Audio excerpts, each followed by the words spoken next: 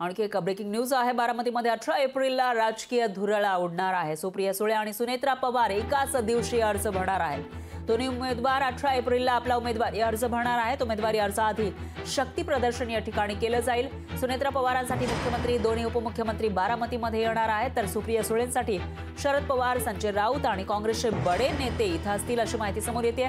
त्यामुळे एकूणच 18 तारखेला आता बारामतीमध्ये राजकीय दंगल आपल्याला पाहायला मिळणार आहे। या ठिकाणी दोन्ही उमेदवार, एकीकडे महायुतीच्या उमेदवार आहेत तर दुसरीकडे महाविकास आघाडीचे उमेदवार, या दोन्ही उमेदवार एकाच दिवशी उमेदवारी अर्ज भरणार आहेत आणि यामुळेच आता नणंद विरुद्ध भावजय हा जो सामना बारामती लोकसभा मतदारसंघात पाहायला मिळतोय त्याचा पुढचा अध्याय आपल्याला 18 तारखेला पाहायला मिळेल।